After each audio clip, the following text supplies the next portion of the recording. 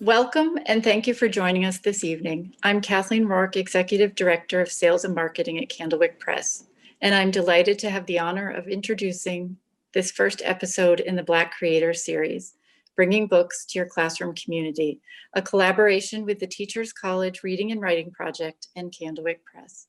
Each month, we will be featuring a Black author or illustrator in conversation with Sonja Cherry-Paul, Director of Diversity and Equity at Teachers College Reading and Writing Project.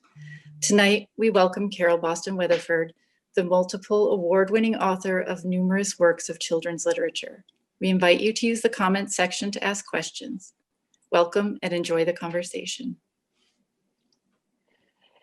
Thank you. So, Carole, it is such an honor today to speak with you. I mean, your body of work is just such a gift to children and to teachers. Thank you so much for being in conversation with me today. Oh, I'm happy to be here, and I'm honored to be the first. So hopefully I'll do well, and the series will continue after this.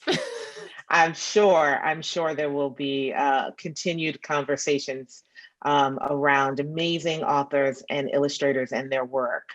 So I want to talk about your work, and a clear theme that comes to mind as I look across your work is how your writing, your books, they help children learn about Black people's lives and experiences, from the names of those who are more familiar to children, such as Harriet Tubman, to those that they might be less familiar with, like Fannie Lou Hamer or Arturo Schomburg.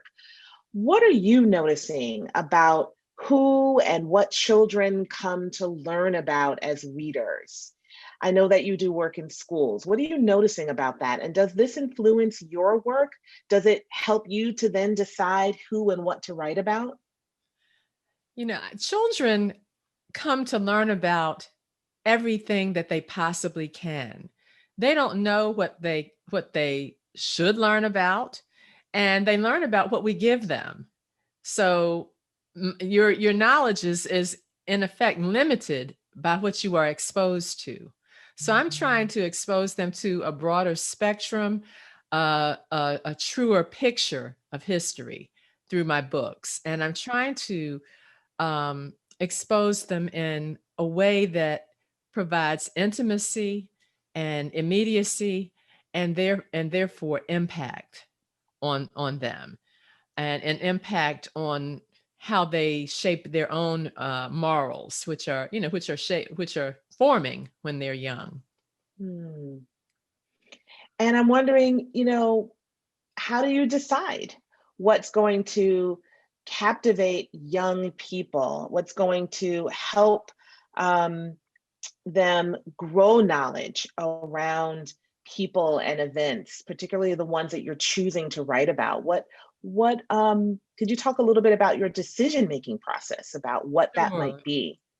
Often I try to show my readers that the people in my biographies, or the people who are grappling with the obstacles or the issues in my books, are not unlike them. And so often I try to show them that person at a young age. So in Schomburg, we're introduced to Schomburg before fifth grade, but in fifth grade, kids get to see this incident that shaped Schomburg and set him on this quest for the rest of his life to pursue African and African American history.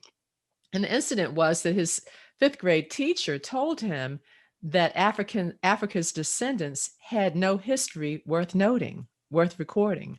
And Schomburg, of course, proved that teacher wrong during his lifelong quest to document and collect Africana. Yeah. So I always try to find an incident that's young enough for my audience to connect to. So in my book, Voice of Freedom, they get to see a young Fannie Lou Hamer standing on the kitchen table, just entertaining her family. So they get to see her before she was this serious freedom fighter, and Right. see how that same spirit manifested itself in her personality when she was a child.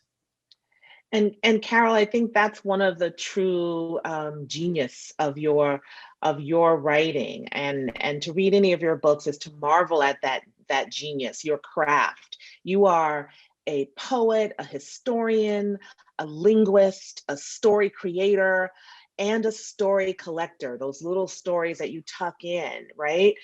They have this way of capturing the humanity of the people that you're writing about.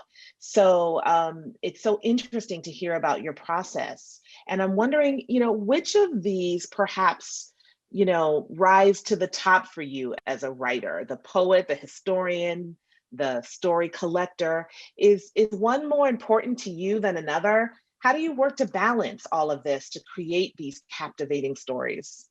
Well, I like to say that poetry is my first literary language. So the Mm, poetry is always going to rise to the top for me. And it's always going to be my first inclination to tell a story through verse, or to examine an issue through verse. So mm. so the story, of course, is not an afterthought. The story has to, the story comes first, because otherwise I'm not going to be interested enough to even write about it. But the way that I express it is always more apt to be in poetic form. That's And of course, lovely. it's and I actually call my work hybrid genre, because I do, as you say, as you noted, combine poetry with history, which is based in fact. So Mhm. there's that poetry and nonfiction mashup. There's the poetry and historical fiction mashup. Sometimes, particularly when I manipulate voice and ask my subject to speak to and through me, and in effect, to let me channel their voice, so it becomes fiction at that point.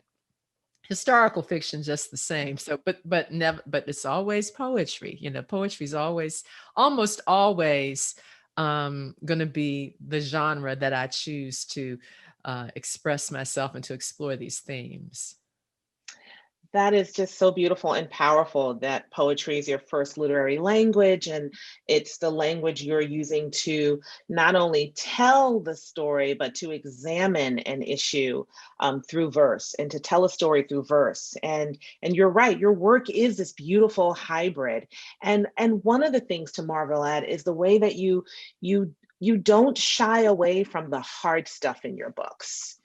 And No. many teachers, they wonder and they worry, Carole, about how do I talk about topics such as racism with kids? And for so many educators, books are a vehicle into launching into conversations about race and racism. And your body of work demonstrates the importance of these discussions. Right now, we're in this moment in our nation where so many teachers they're clamoring for books to support these kinds of discussions. They understand the urgency of them. But what advice would you give to the teachers who are still a bit reluctant? How can books like yours help them? Well, like you said, the books like mine will spark the conversation. They beg to be discussed, and they're tailor-made for critical literacy. So, we have to trust that children can handle the truth. First of all, that the children deserve the truth. They ask us for the truth. When kids think something's not right, or even in the home, they can tell when something's wrong, and even if you're trying to hide it from them, they will ask you over and over and over again what's going on until you tell them the truth. So children need the truth. Of course, there's, the matter of, how much of it we can give them, and also the challenge to give it to them in an age appropriate way. But that's where books come in. Children's books come in, because they're already age appropriate. We can't make the truth itself age appropriate. The truth is what it is, as they say. But we can make the system through which we deliver the truth, the delivery method, age appropriate. And that's what children's books do. That's where they come in. And then after we share the literature, we have to trust that children will ask the right questions. And here's the catch: there are no wrong questions, only wrong answers. One thing I always tell my own students is that in this day and age where information is omnipresent and overwhelming, it's more important to know the right question than it is to know the answer. So books like mine that talk about slavery, segregation, racism, and all the ugliness that comes with it, beg to be discussed. And children will always ask the right question. And often I get that question at the end of presentations and during school visits. I may share a book like Voice of Freedom, or about Fannie Lou Hamer, or a book like Freedom on the Menu, the Greensboro Sit-ins, which is actually one of my most popular books, or a book like Moses that's set during the segregation era, or Freedom in Congo, I'm sorry, during the slavery era, or Freedom in Congo Square, which is also set during slavery. And it never fails that it doesn't matter how much context I have set before sharing the book. I always get a question afterwards. Well, two questions. The first one is, did that really happen? And it never fails, even when I show photographs about the incident before sharing the book. And I often do that. They just can't fathom that adults, grown-ups, these grown-ups whom they look up to, allowed these things to happen. So that's the first question. Did it really happen? And the second question is, who made that stupid rule? Kids have a much more absolute sense of justice than we as adults do. That's why kids like fairy tales, because fairy tales have an absolute sense of justice. The villain is always vanquished in the fairy tale. You don't have to worry about whether the witch is coming back or Rumpelstiltskin is going to rise again. No, he's not. He's dead at the end of the fairy tale.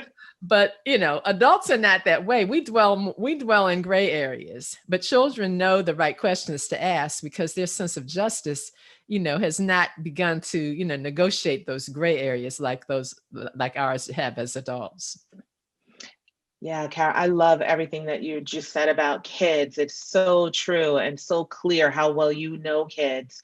They do deserve the truth, and they can handle the truth. And they do always ask the right questions. And I feel like right now, there are many questions kids are asking. And one book in particular of yours that I keep thinking about and that I'd love educators to reach for right now is the one you've mentioned, the beautiful book behind you, Voice of Freedom, Fannie Lou Hamer. And I'm going to put this up on my screen and just talk about it with you for a little bit right now, because not only will kids read this book and come to know an incredible Black woman, an anti-racist who so valiantly fought for justice, who fought against injustices, and was known as the spirit of the civil rights movement. But your books help kids connect the past to the present. So for example, I'm wondering if you could talk to us a little bit about one of my many favorite parts. I have so many flags in here. But the literacy test is one that I was rereading recently and thinking, oh my goodness, this is one that teachers can use right now to help kids connect the past to the present. Could you talk a little bit about this? Exactly. Well, Fannie Lou Hamer has so much to teach us in our own day and time, not just about the literacy test, but about the involvement of young people in mobilizing her, because she was over 40 years old when she became an activist, when she was mobilized.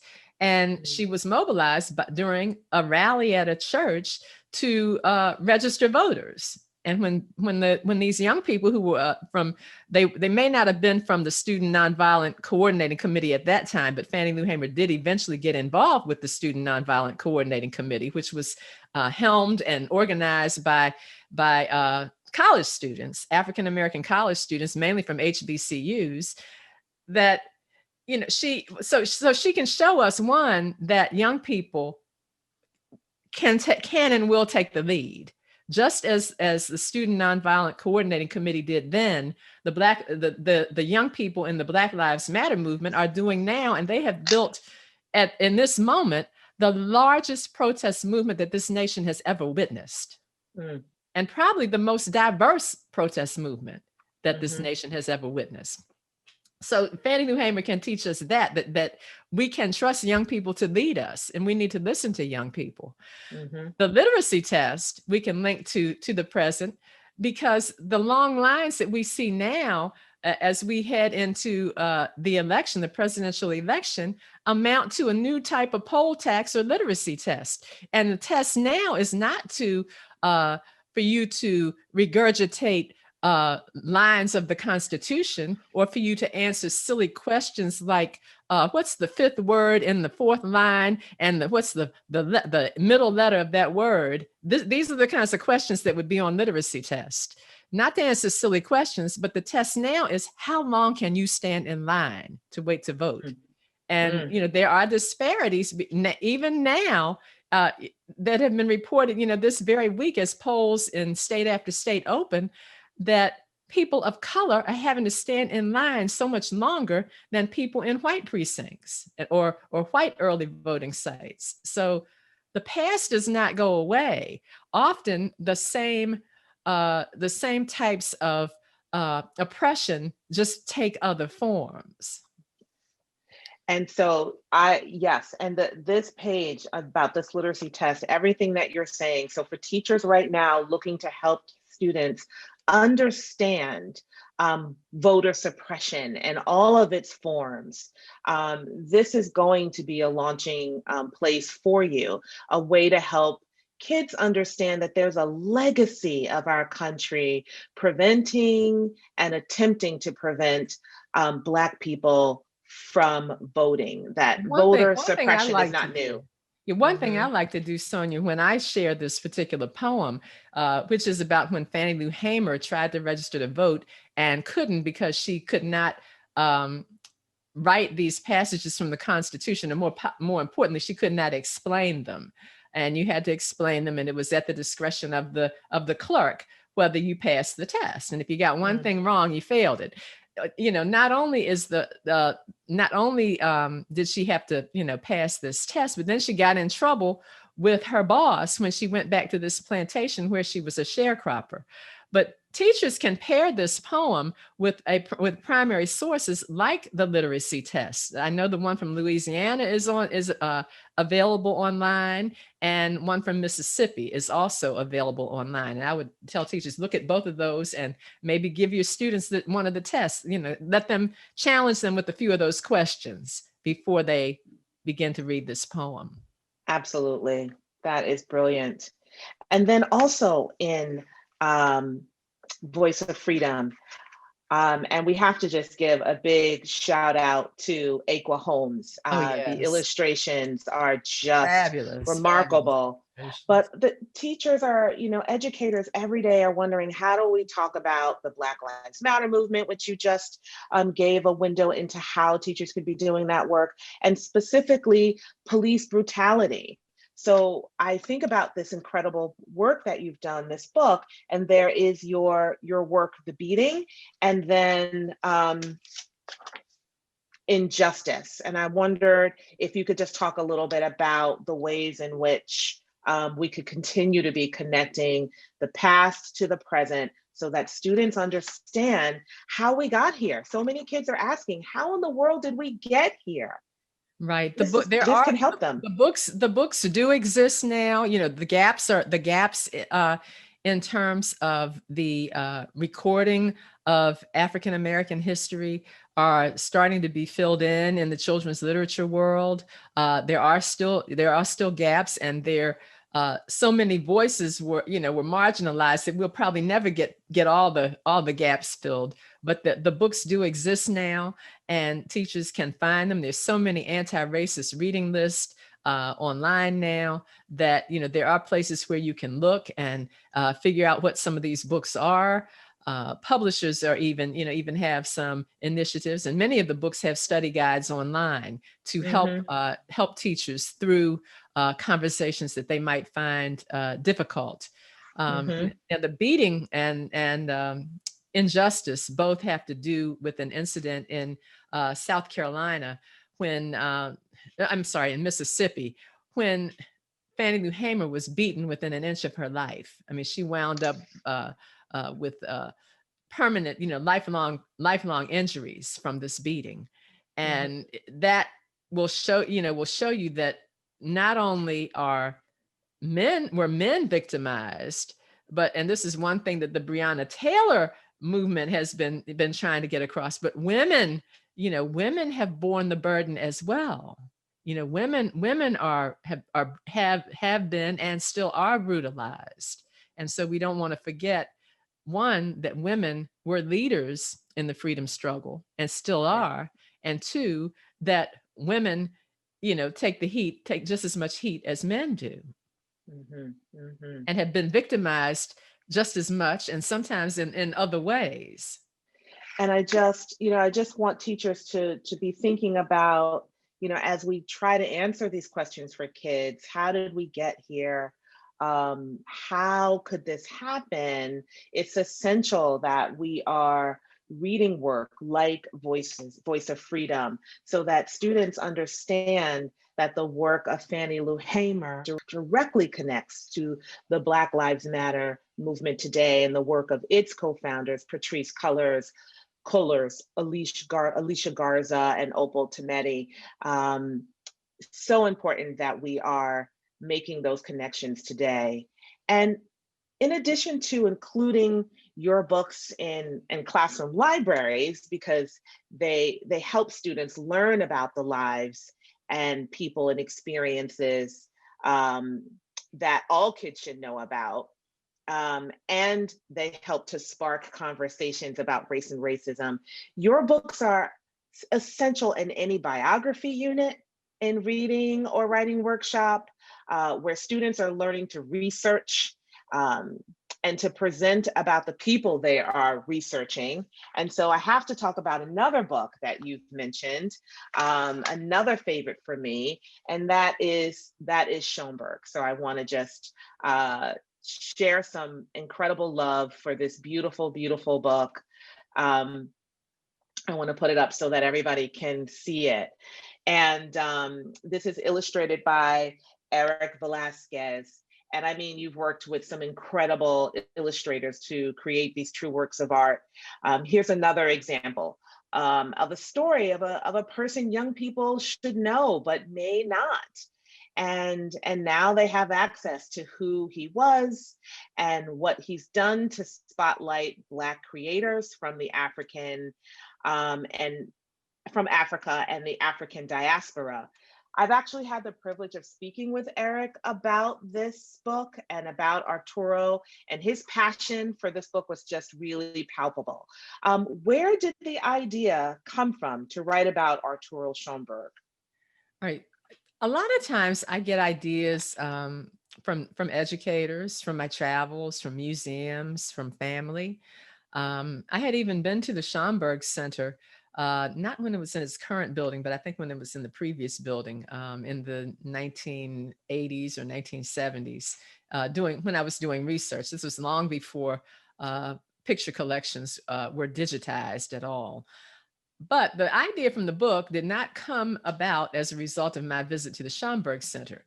It came about years later when Eric and I were between projects, and Eric whispered, "Have you ever thought about doing a book on Schomburg?" And I was like, well, I've been to the Schomburg Center, but I'm really not familiar with the man. And so, but Eric is my friend, and I've worked with him more than any other illustrator. And so I said, I'll do it. So we took a stab at it. I originally thought it might be a book length poem that would be, a book length poem in a picture book. But it eventually became this collection of middle grade poems that became a verse biography of Schomburg. So I really, it took a lot of research, and the research was not easy because there's not a lot that's been written about Schomburg. So, I had to kind of cobble together sources to create this. But what I give children is like a ringside seat, a front row seat to Schomburg's own quest, as Schomburg collects artifacts and manuscripts and books that represent the African American diaspora, the African diaspora, not just books by African descendants, but books about African descendants, whether good or bad. But he wanted to document that we had been written about and document while at the same time documenting our history. So a lot of artists owe Schomburg a debt of gratitude, myself included, but artists dating back to the Harlem Renaissance who were his contemporaries, who benefited from the collection that at that time was housed in his home. I reading about Schomburg, so incredible. I can't think of another book that exists for kids about Arturo Schomburg. So incredibly important for kids to get to know him and how he has made it possible for creators like yourself to do the work that you do. What's next for you, Carole? What can readers look forward to getting their hands on? In February, my new book with Floyd Cooper will be out, and it's entitled Unspeakable: The Tulsa Race Massacre. Next year marks the centennial of the Tulsa Race Massacre that took place in May 1921 in Tulsa, Oklahoma. So that book will be out, and it's a picture book. Again, it's a really tough topic. Some people have only recently become aware of the Tulsa Race Massacre through Watchmen or Lovecraft Country. But I've known about it for many years. And when I decided I wanted to write about the race massacre, it had not occurred to me that the centennial was coming up. But one thing I did know, I wanted Floyd to work on it with me because we had worked together on Becoming Billie Holiday. And I just love the cinematic, sepia-toned, subtractive technique that he uses to create such wonderful illustrations. Wow. Well, thank you, Carole, because again, the Tulsa Massacre is one that we know so many adults grew up not knowing this history. And you are just always tackling the tough topics, those that have been silenced. And I just so appreciate that because, as you've said, children deserve the truth and they can handle it. Carole, in Schomburg, on the page titled Genius, you write about Arturo as a young boy drawn to books, searching for and discovering Black people like Benjamin Banneker, who were also silenced in the curriculum. And you write how Arturo wondered, where were the monuments to this genius?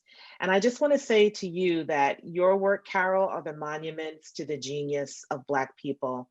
Thank you for your genius, for your continued dedication to addressing the gaps in children's literature, for collecting and telling stories that are seldom told.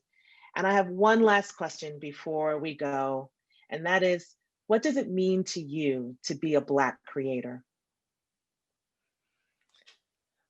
It means that I have a responsibility, not only to the children whom I write for, but to the subjects whom I write about. I feel like, I'm being entrusted with those stories. And also parents and teachers by purchasing my books are entrusting me with their children. So it's a mighty responsibility. And with my body of work, I hope to mine the past for family stories, fading traditions, and forgotten struggles. And if I stay true to that mission, I think I will have lived up to the responsibility that I have both to the people of the past and to the leaders of the future. Thank you, Carole. Thank you. Thank you so much. That was fascinating and so powerful.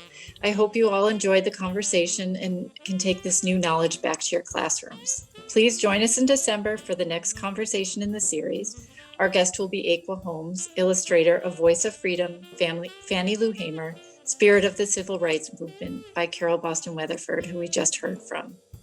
For a full schedule of conversations, please visit blackcreatorsseries.candlewick.com. Thank you.